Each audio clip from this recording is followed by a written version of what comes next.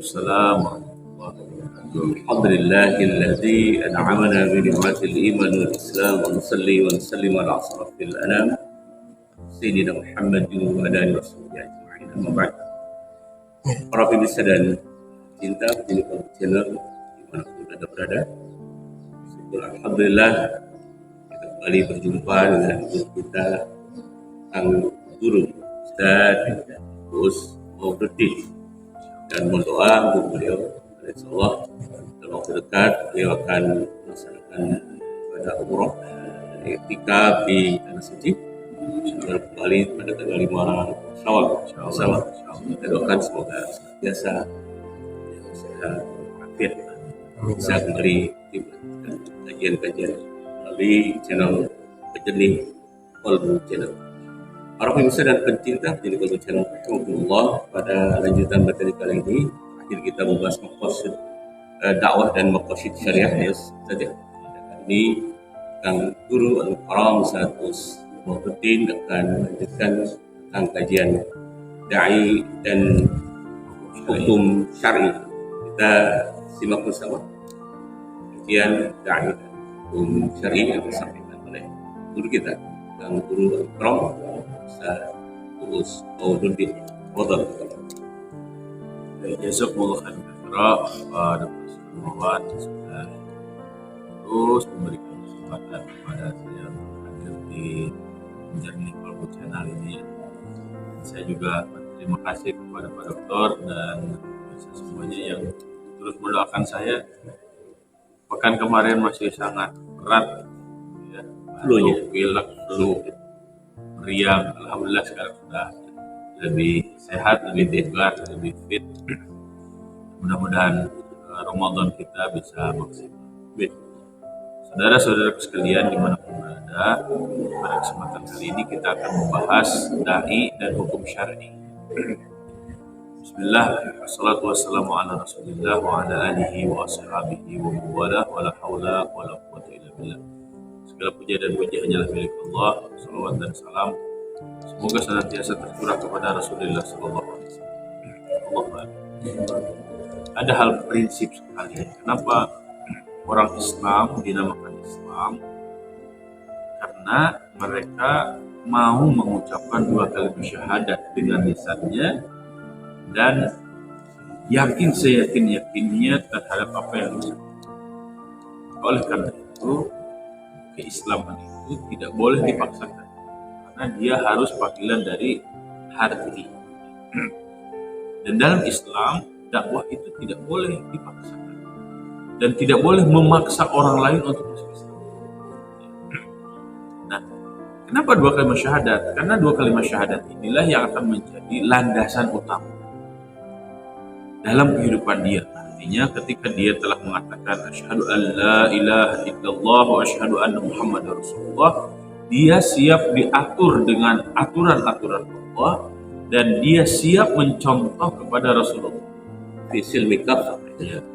Ketika dia sudah siap tunduk dan patuh kepada aturan Allah, mengikuti contoh dari Rasulullah dalam segala hal yang berkaitan dengan kehidupannya, baik secara pribadi, keluarga, lingkungan, bernegara, dan hidup di antar negara, maka itulah yang disebut dengan fisil mikaf, berislam secara sempurna, totalitas, dan itu yang harus kita lakukan. Nah, dalam Islam, karena ada aturan-aturan, maka inilah yang disebut dengan syariat. Hari ini banyak orang yang fobi dengan kata-kata syariah, kecuali dalam pasar duit. Iya, Bang, syariah. Kalau muamalah syariah banyak dikejar orang ya. Iya. Atau diterapkan konsep. Diterapkan. Kenapa? Karena menguntungkan itu. Jadi karakter ini yang sebenarnya harus kita perbaiki. Coba KUHP syariah. Orang langsung kan, langsung ini apa-apaan ini negara ini akan.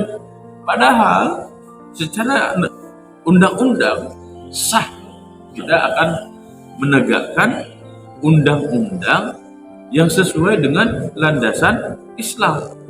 Jadi kalau konsep muamalah mau diterapkan dengan berbasis syariat, maka KUHP menjadi KUHP kebutuhan menjadi hal yang sangat mendesak untuk segera dilandaskan pada hukum Islam.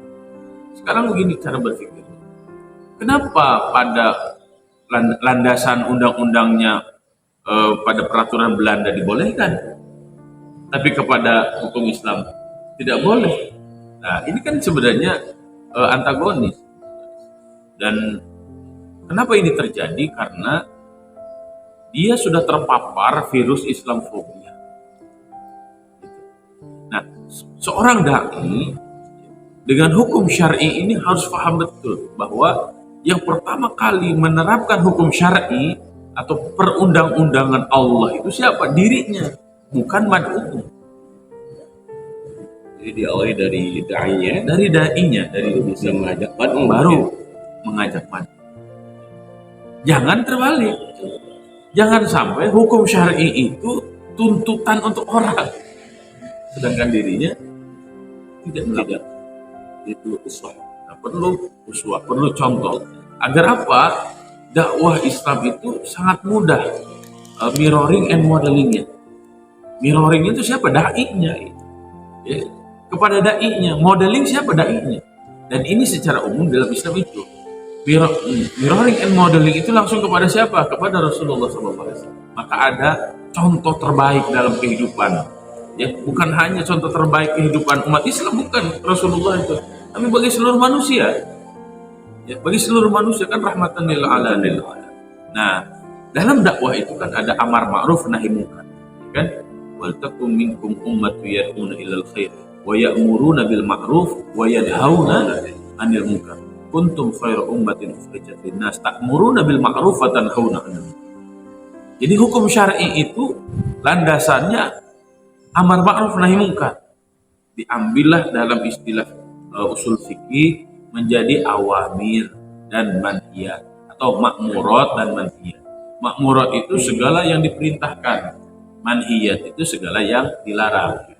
Nah, jadi secara umum hukum itu dibagi dua, yang diperintahkan dan yang dilarang. Kamu harus begini, kamu tidak boleh begini. Karena undang-undang hanya begitu sebenarnya.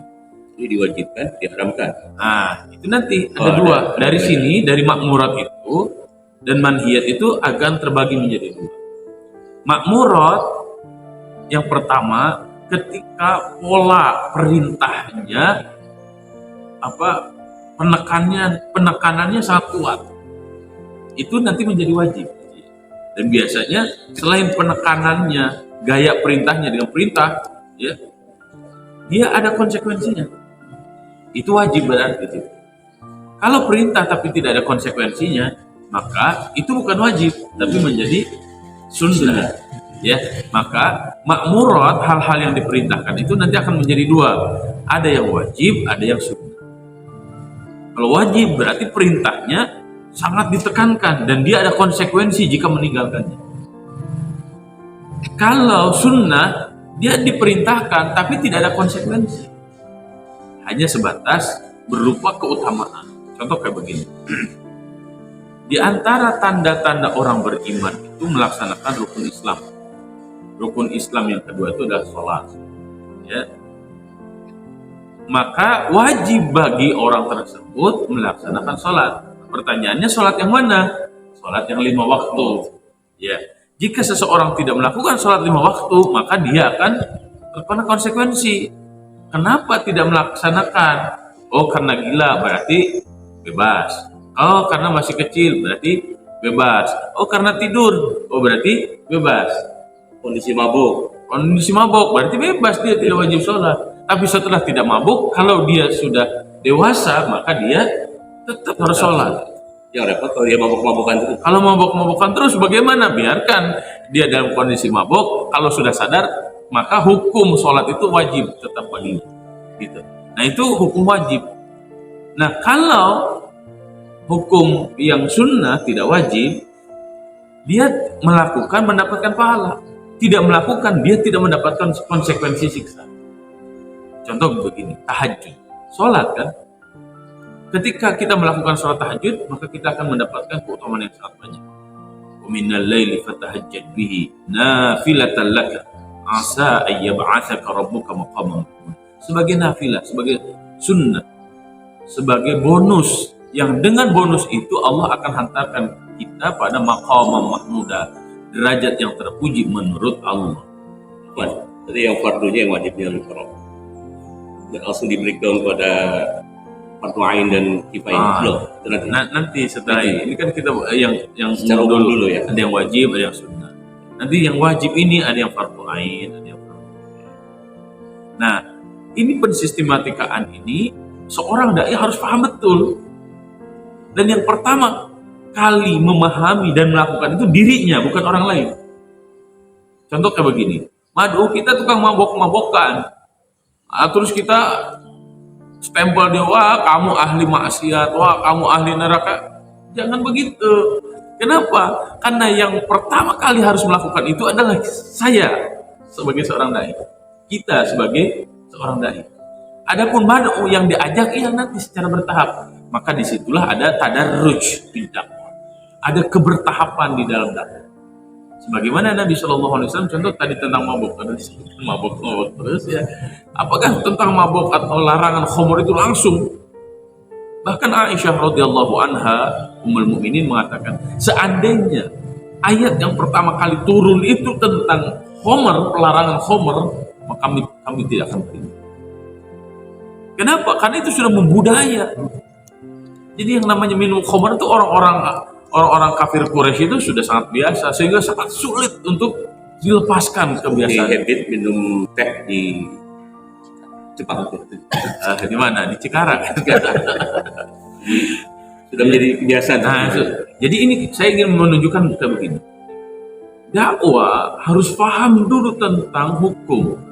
Tapi sebelum memasuki hukum, ya, keimanannya dulu yang dibangun.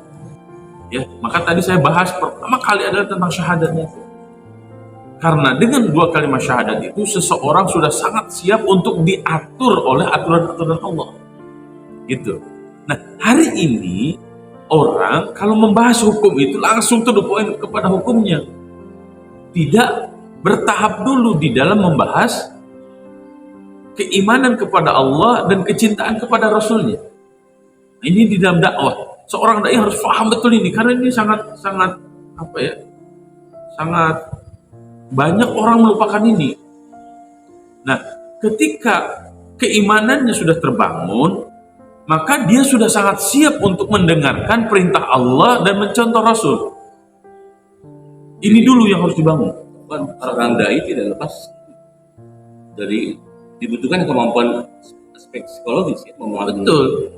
Psikologi memahami psikologi masa, psikologi para mad'un, bahkan psikologi perorangan personal, situasi dan kondisinya itu harus betul-betul dipahami. Bahkan ya strategi bagaimana tingkah laku kita sebagai seorang dai itu harus mencerminkan dakwah. Tadi yang prioritas dakwah tentang apa? Dakwah tentang menanamkan mentalitas sami'na wa ata'na kepada Allah dan kepada Rasulnya. Yang kedua, bagi seorang dai, dia harus betul-betul berusaha sekuat tenaga secara rigid agar dirinya menjadi orang yang pertama kali menegakkan syariat Islam itu, menegakkan hukum-hukum Islam itu. Tapi karakter itu tidak diberikan kepada ban'u. Apa maksudnya? Jadi yang dipaksa itu diri kita, diri dai-nya, seorang dai-nya. Tapi untuk mad'u tidak ada paksaan.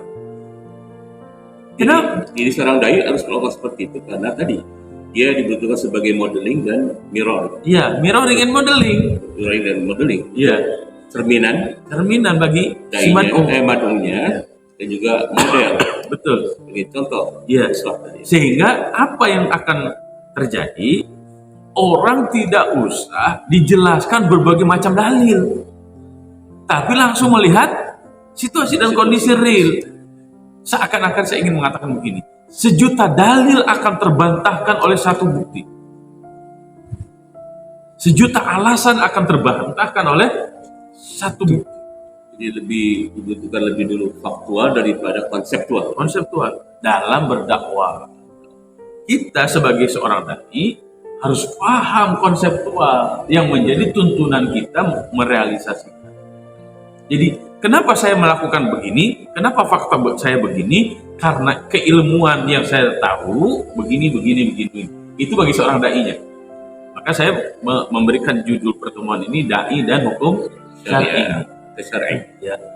Baik, tadi hal yang menarik lanjutan terkait dengan pernyataan istrinya Abu Bakar tidak akan Aisyah radhiyallahu anha. Kami tidak akan masuk Islam kalau ayat yang turun langsung menyatakan larangan atau mengharamkan khamar. Iya. Nah, itu harus step by step ini. Itu sangat menarik sekali pernyataan itu. Kenapa? Karena sebuah budaya, sebuah habit, sebuah budaya, dan sebuah peradaban seseorang dan satu kaum itu tidak akan langsung berubah. Tapi Islam mampu merubah itu. Kenapa? Karena yang pertama kali bukan habitnya, tapi yang pertama kali adalah mentalitas dan cara pandang hidup. Mentalitas dan cara pandang hidup yang sami'na wa ata'na kepada Allah dan Rasulnya, itulah menjadi sibgoh. Itu menjadi warna yang akan mampu merubah warna-warna yang ada. Berarti sasaran utama pada kolbu madu, pada kolbu kita dan pada kolbu orang lain. kolbu kita dan kolbu orang lain. Nah, yang harus punya mentalitas pertama itu bukan orang lain gitu. Jadi Tapi diri sendiri. Kenapa? Karena hari ini banyak ya, seakan-akan bicara dakwah itu sedang membicarakan orang lain, bukan membicarakan diri sendiri. Jadi dakwah itu seakan-akan kita menyampaikan kepada orang lain. Padahal dakwah itu bukan begitu. Dakwah itu adalah kitanya terlebih dahulu disibgoh dengan sibghatullah, ya, dicelup dengan warna Allah yaitu Islam, dengan syariat Islam, sehingga orang lain bukan hanya mendengar ajaran Islam secara teoritis dari kita, tapi langsung melihat real fakta dan data yang terlihat pada diri kita. Jadi seakan-akan dai itulah yang harus menjadi Al-Quran dan Sunnah yang berjalan. Berarti dapat disimpulkan kalau seorang dai yang dirinya sudah sibghatullah, gunakan celupan Allah, konsep syar'i yang sudah dilakukan seorang dai, maka berkorelasi dengan mad'u, artinya bisa dengan mudah bisa membentuk Mad'u akan sangat mudah memahami ajaran yang akan kita sampaikan. Kenapa? Karena sudah menjelma pada diri kita. Nah, ini juga hal yang sangat penting yang saya ingin tunjukkan, bahwa dakwah Islam itu harus sampai pada tingkat membudaya habit. Jadi begini, kenapa pada satu kaum budayanya seperti itu? Contoh ya, ada dalam ajaran Yahudi itu ketika prosesi Kabalah itu harus minum darah manusia. Dalam Islam haram. Jangankan darah manusia, darah binatang saja haram dimakan. Sehingga dalam peribadatan tertinggi umat Islam tidak ada yang namanya minum darah. Nah, ini kenapa berbeda? Karena memang tadi mentalitas dan paradigma cara pandang ibadah menurut umat Islam dengan umat yang lain berbeda. Dari mana itu? Kalau umat Islam landasannya jelas dan kokoh, yaitu Allah dan Rasulnya. Kalau umat-umat yang lain dari mana? Bisa jadi menurut kitab sucinya, atau bisa jadi menurut daya rasa, karsa, dan karyanya. Maka kalau pertemuan yang lalu saya mengatakan Islam itu agama yang given, agama yang dianugerahkan oleh Allah, diturunkan oleh Allah. Kalau agama-agama yang lain, saya bisa mengatakan creation sifatnya. Kreasi atau hasil inovasi, hasil penemuan manusia atau inovasi rekayasa segala macam dari manusia. Itu yang saya maksudkan dengan creation. Sehingga kalau agama yang diturunkan oleh Allah sifatnya absolut, pasti benar. Kalau yang ini relatif, Itu bagian dari definisi samawi. Nah itu iya agama samawi, agama arti. Nah, saya kembali lagi pada hukum syar'i. Jadi, kenapa hukum syar'i itu yang pertama kali seorang dai yang harus melakukan?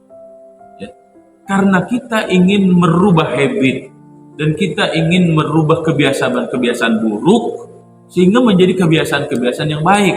Kebiasaan baik yang absolut itu sesuai dengan perintah Allah yang telah dicontohkan oleh Nabi Muhammad SAW. Gitu. Dan itu pada diri kita dulu. Bagaimana dengan mad'u orang lain yang diajak? Itu ada namanya tadarruj fid-dakwah. Tadarruj itu bertahap. Sebagaimana tadi khamar. Yang pertama kali diturunkan itu bukan larangan khamar, tapi bertanya, yas'alunaka 'anil khamri wal maisir qul fihima itsmun kabirun wa manafi'u lin-nas. Orang bertanya kepada Nabi sallallahu alaihi wasallam tentang khamar dan perjudian. Maka yang pertama kali dijawab oleh Allah Subhanahu wa taala, qul fihima itsmun kabir. Katakan oleh Muhammad, fihima pada keduanya itu khamar dan judi. Karena kan ini satu paket. Kalau di situ ada minum khamar, mabok-mabokan, nyimeng, ngeganja, ngefly, neler bareng, ya. Sekarang khamrnya bukan hanya minuman keras, tapi obat-obatan sekarang banyak. Orang paramek saja sudah bisa jadi khamr kok sekarang. Tidak hanya bentuk cair, jadi Tidak hanya bentuk cair, tapi pil atau kapsul. kapsul, bahkan sekarang sabu itu namanya sabu kan serbuk. Tapi semuanya jika itu menutup akal kita secara syariat, kemarin maqasidus syariat menghancurkan akal, harus dijaga. Tapi kata Al-Quran yang pertama kali jawabannya adalah dosanya besar, wa manafi'u linnas, tapi ada manfaat. Nah, cara manfaatnya ini salah gunakan oleh Manfaatnya apa? di medis itu. Ini kan pengakuan secara manusiawi. Ya, tapi pengakuan secara manusiawi itu nanti oleh syariat ditunjukkan, ya, manfaatnya ada, tapi bahayanya lebih besar. Nah, fair menjelaskan ini syariat dari awal. Ada manfaatnya sih, gitu kan? Kalau istilah kita, dosanya besar, kerusakannya besar, walaupun manfaatnya ada. Manfaatnya apa? Menambah income kalau bagi para pejabat. Menambah income. Kenapa? Kalau di dunia medis untuk penenang tadi itu, Ya, menenangkan pasien. untuk menenangkan pasien, contoh. Agar orang tidak merasakan sakit. Banyak sekali manfaatnya ada, tapi itu bahayanya besar. Kalau dalam perekonomian negara itu akan menjadikan tidak stabil. Kalau dalam kesehatan dia akan berakibat banyak pada orang tersebut. Jadi apa rasa tadi berarti Allah menggunakan eufemisme, memperhalus diksi, kata ya. memperhalus diksi agar orang itu tidak langsung kecewa. Tapi dia merasa, oh gitu ya, gitu. Tapi dibalik adanya manfaat yang sedikit itu, justru yang lebih besar adalah mudarat. Iya, mudarat. Baik pada diri ataupun pada orang lain. Nah, ayat yang kedua kan, wala taqrabus shalah wa antum sukara. Kamu jangan sholat dulu. Jangan mendekati sholat. Jangan mendekati sholat kalau kamu lagi mabok. Mendekati ini kan ikut sholat juga maksudnya kan? Iya. Bukan mendekati orang sholat. Bukan. Kan itu asbabun nuzulnya, ada sahabat yang lagi sholat nggak ketemu bacaannya gitu. Jadi kalau kita baca tuh gini al-kafirun kan, al-kafirun itu sama-sama tuh kan, wala antum wala ana sampai mana ini ngajinya. Makanya kamu jangan mabuk kalau lagi sholat itu. Maka kalau mau sholat tuh jangan mabuk dulu, agar ketika sholatnya bisa fokus. Nah, ini hal-hal sakral langsung diputus. Kalau tadi kan hal-hal sosial. Yang pertama itu kan hal-hal sosial. Kalau yang kedua hal-hal sakral, sudah mau sholat berarti dia kan. Nah, baru yang ketiga, ya, innamal khamru wal maisiru wal ansab wal azlam rijsun min amali syaitan. Langsung itu tuh tingkah laku setan. Kalau kamu masih mabok, kamu berarti setan. Gitu tuh. Bertahap sekali. Bertahap begitu. Nah, ini indahnya syariat Islam. Nah, hari ini syariat Islam itu dipersepsikan menyeramkan. Kenapa? Karena dia tidak mengerti syariat Islam dan dia lihatnya di ujungnya, dia tidak melihat prosesnya. Orang hukum konvensional saja bertahap kok, ya kan? Mulai dari pembuatan berita acara, mulai dari pemanggilan, mulai dari sidang yang bertahap untuk menentukan satu hukum itu bisa berapa. Contoh ini, untuk menghukumi Pak Sambo dihukum mati berapa kali sidang? Berapa kali dia? Banyak itu, banyak kan? Jadi tidak langsung, oh Pak Sambo mati ya mati lagi, tur. Bahkan sekarang ada penangguhan kan, diberikan dulu waktu 2 tahun. Kalau tidak berubah ternyata 10 tahun. Ya kalau sudah 10 tahun udah lupa orang dengan hukum itu. Tapi dalam syariat Islam jelas tuh, penegakan hukum itu harus clear di awal. Dan begitu juga pemberian hukumnya. Membunuh, ya, didatangkan saksi seperti apa? Saksinya itu harus yang adil, orang yang bisa dipercaya. Dan kalau laki-laki 2, kalau perempuan 4, gitu tuh. Itu boleh persaksian. Persaksiannya seperti apa? Tidak boleh memberikan saksi palsu. Kalau memberikan saksi palsu maka dia akan dosa dunia dan akhirat. Oke, dia ternyata membunuh dan terbukti membunuh, maka hukumannya dibunuh lagi, kisos namanya. Bisa dia terhindar dari hukum kisos, dibunuh lagi dengan apa? Dengan membayar dia. Jadi sebenarnya dalam Islam mudah, nggak usah belibet dan tidak usah menunggu 2 tahun atau 10 tahun. Jadi lebih simpel sehingga tidak memakan anggaran yang banyak. Kalau sekarang dia ditahan 2 tahun, makan anggaran. 10 tahun makan anggaran. Jadi habis negara ini bukan untuk mencerdaskan anak bangsa, tapi untuk memfasilitasi para pendosa. Ya, kalau dalam Islam Anda mau bebas dari hukuman mati, gampang, bayar diat. Diat itu apa? Pengganti. Tanya kepada keluarganya. Catatan di pihak keluarga yang pihak korban memaafkan. Iya itu. Kenapa ada diat? Karena sudah dimaafkan. Cuma bukan hanya memaafkan, dia harus mengganti. Nilai nyawanya itu berapa? Contoh, dia minta begini. Oke, saya maafkan, Pak Hakim, saya maafkan. Dan dia tidak usah dibunuh lagi. Dengan syarat seluruh harta kekayaan Pak Sambo contohnya menjadi milik saya. Itu dalam Islam itu kayak begitu. Mudah. Jadi dia keluar dari persidangan itu jiwanya terjaga dan terhormat. Itulah konsep hifdzun nafs. Itu hifdzun nafas, hifdzul mal, hifdzul akal, dan hifdzul din. Bahkan hifdzun nasal. Kenapa hifdzun nasal? Karena dia setelah bebas tidak dihukum mati, dia bisa punya anak lagi, bersatu lagi dengan istrinya. Itu hukum Islam. Nah, itu yang harus ditegakkan makmurat. Gitu, makmur. Nah sekarang yang manhiyat yang kedua, kan yang pertama itu ada makmurat, yang kedua ada manhiyat.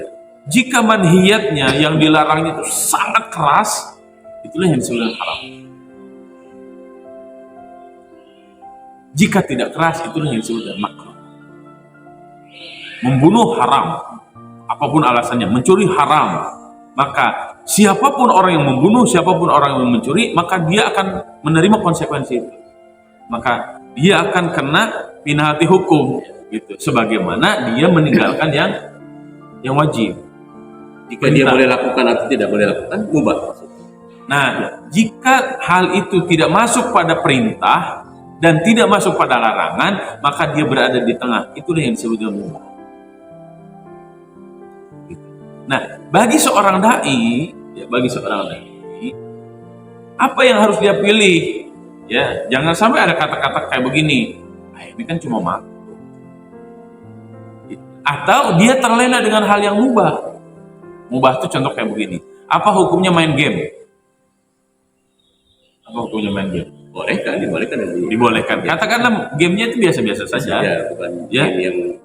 Nah, maka dia menjadi mubah secara hukum syar'i. Tapi ingat, kita itu dai. Ya. Anda itu dokter gitu. Anda ini sekcam, saya ini ustad. Alhamdulillah sudah camat. Oh sudah camat, masya Allah. Selamat camat, masya Allah. Alhamdulillah, innalillah. Ya, alhamdulillah punya fasilitas dakwah yang lebih luas. Innalillah jika tidak amanah. Ya, nah, lupa saya. Ternyata saya ngomongnya di depan Pak Camat gitu ya. Sampai itu. Nah, kita sebagai seorang dai Anda sebagai seorang bapak, Anda sebagai seorang camat, sekcam, para penjabat lah, Anda seorang pengusaha muslim, ingat, kita itu bukan orang biasa. Maka disinilah berlaku ya kehati-hatian di dalam menggunakan waktu. Ada kaidah di dalam ilmu tazkiyatun nafs itu, hasanatul abror sayyiatul muqarrabin. Bagi orang awam, bagi orang biasa ya nggak apa-apa. Tapi akan menjadi sayyi'ah bagi al-muqarrabin. Ustadz Uus main game itu boleh. Tapi kalau terus tiap hari main game itu, maka menjadi sayyi'ah, menjadi buruk. Emang sudah tidak ada lagi kitab tafsir. Itu bukan Kang Bodoh lagi, itu gamer. Ya, Kang Game. Kang gamer. Kang gamer.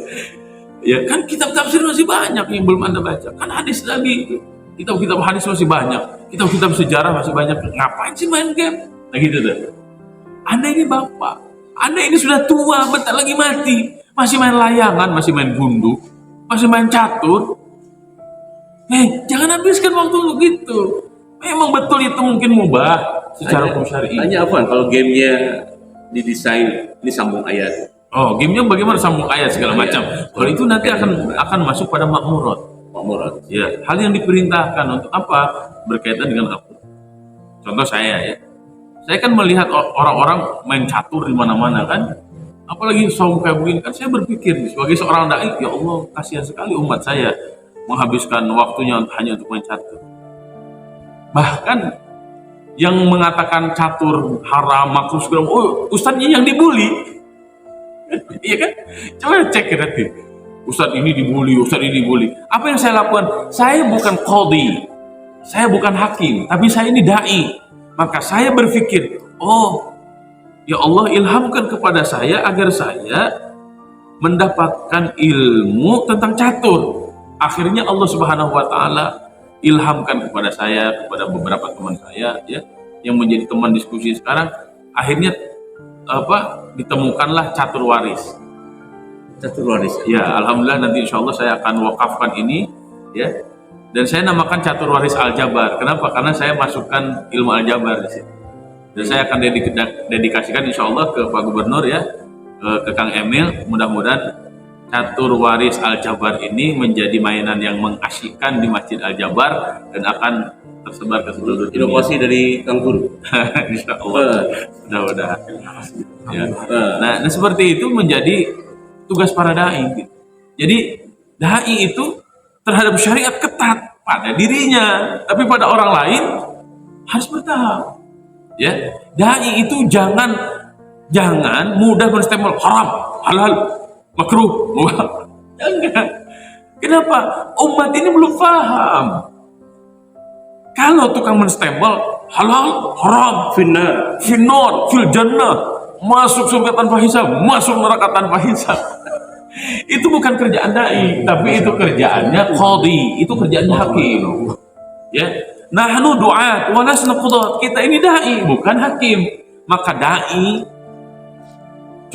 tugas utama dai memberikan contoh dan mengajak orang lain agar bersama-sama secara bertahap melakukan apa yang sedang kita lakukan. Jika belum bisa, ya nggak apa-apa. Nanti ada waktunya. Kalau hakim kerjaannya menstempel. Nah sekarang itu banyak dai yang memfungsikan dirinya sebagai hakim. Dai salah membawa stempel.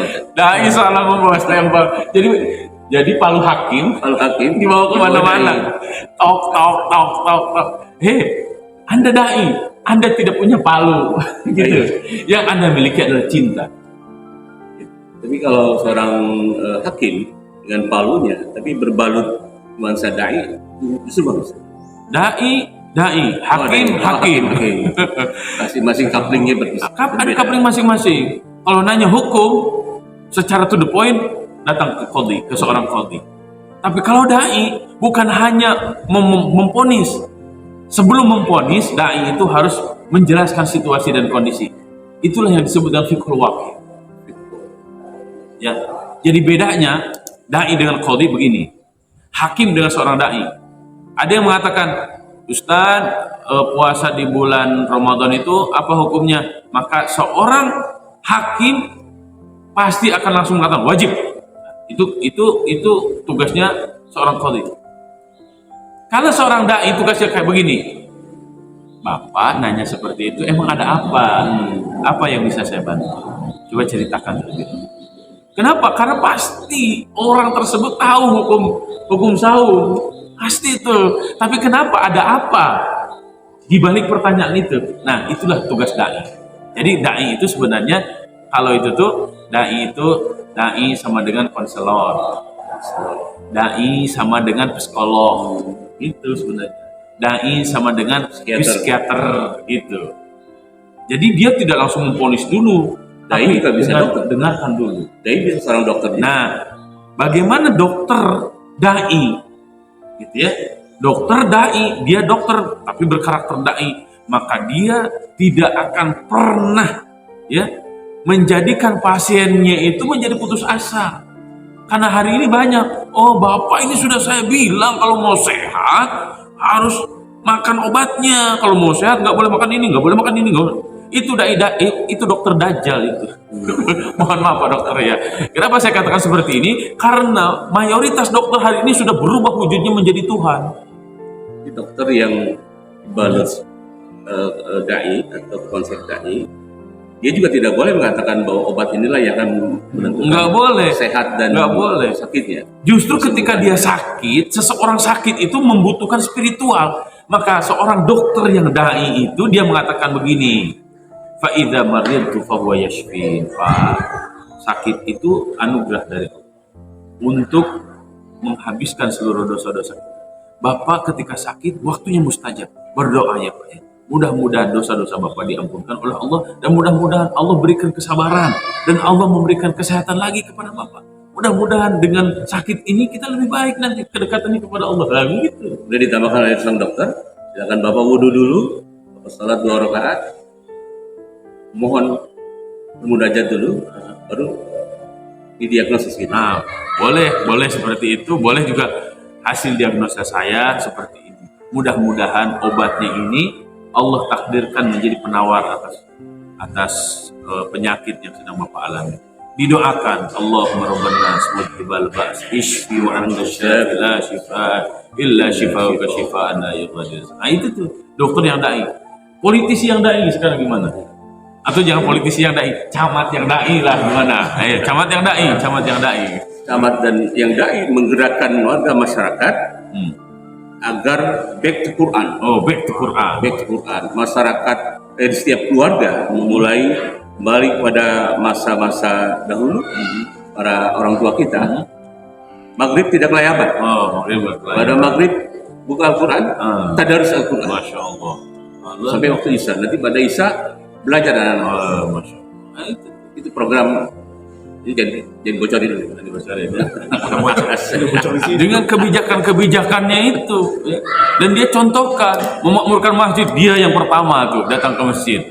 Ya, dia yang pertama datang ke masjid. Dialah yang absen. Mana si Anu. Kalau sepekan sekali, udah kasih aja Google Form. Seluruh pejabat kecamatan, seluruh kepala desa ngisi Google Form evaluasi ibadahnya. Wah, gitu. Ya apa enggak? Tadi konsep pada salah satu di antara beberapa ini terinspirasi dari jika satu kampung itu masyarakatnya sudah berkualitas iman dan takwanya, kalau datang tayyibatun, wah, Masya Allah. Kan Allah curahkan rahmat hidayah ke lapangan rezeki warganya. Kalau warganya itu masyarakat itu jalankan. Ya. Ini saya mau mengusulkan ini. Kalau ini bukan ke Pak Dr. Soekarmawan, ke Pak Camat. Contoh saya mau mengusulkan kayak begini, karena ini belum terjadi di zaman kita, tapi ini sudah dijaga betul oleh para penguasa zaman dahulu pada masa kejayaan Islam. Apa itu? Camat mengadakan audiensi dengan warga masyarakatnya ba'da sholat Jumat. Jadi diumumkan Bapak-bapak, saudara-saudara sekalian, setelah Jumatan saya sebagai camat ingin mendengarkan usulan-usulan, ide-ide, aspirasi dari Bapak-bapak semuanya untuk kemajuan kecamatan kita. Yang mau silahkan tetap bersama saya 10 menit atau 30 menit. Jika ada keperluan-keperluan mendesak, silakan pulang duluan. Itu akan menjadi pemimpin yang sangat luar biasa, menerima masukan dari warganya dan akan sangat dekat. Manfaatnya apa? Ketika Pak Camat keliling ya dari desa ke desa setiap Jumat menyapa dan mendengarkan usulan warganya, hakul yakin itu akan menjadi berkah bagi tempat itu, dan terutama bagi Pak Camat ketika Pak Camat sudah tidak lagi menjabat. Bahkan ketika Pak Camat nanti mati, akan diumumkan tuh di setiap masjid itu, Pak Doktor Sukarmawan, Pak Doktor Haji Sukarmawan sudah meninggal, bapak-bapak, ibu-ibu, kita sholat gaib, kita doakan. Beliau adalah camat yang satu-satunya camat di kecamatan ini yang merintis kajian kitab, yang merintis baca Quran, yang merintis lahirnya para ilmuwan yang soleh dari kecamatan itu jariah yang sangat luar biasa. Dan itulah hakikat panjang umur di situ. Itu panjang umur, dan disitulah ketika jabatannya menghantarkan dia kepada ridho Allah dan pada surganya. Kalau sudah anak catat langsung itu jadi inspirasi. Afwan, ini karena terbatas waktu ya. Jadi para pemirsa dan kitab jadi kalau rahimahumullah sungguh menarik kajian terkait dengan dai dan hukum syar'i ini. Tapi karena keterbatasan waktu, beliau ada agenda berikutnya, maka saya minta beliau untuk menutup dengan konklusi singkat dari apa yang beliau sampaikan tadi. Dan kita berharap beliau langsung menutup kajian ini dengan doa. Fadhal. Saudara-saudara sekalian dimanapun berada, khususnya para dai, para pejabat, para aktivis, jadilah orang yang pertama kali melaksanakan syariat. Dengan syariah itu hidup kita akan semakin berkah. Dengan syariah hidup semakin berkah. Dan semoga dengan semakin mendalamnya pemahaman kita terhadap syariat Islam, kita semakin cinta, kita semakin dijadikan oleh Allah sebagai role model, asbab hidayah, sehingga banyak orang yang melihat dan merasakan apa indahnya syariat Islam. Dan semoga setiap rumah, setiap lingkungan, setiap daerah di negara kita menjadi fondasi-fondasi, menjadikan negara kesatuan Republik Indonesia ini menjadi padatun dengan syariat Islam. Demikian wallahu a'lam bishawab. Dan Allah wa iyyakum ajma'in. Subhanakallahumma wa bihamdika nasyhadu an la ilaha illa anta nastaghfiruka wa natubu ilaik. Wassalamualaikum warahmatullahi wabarakatuh. Allah.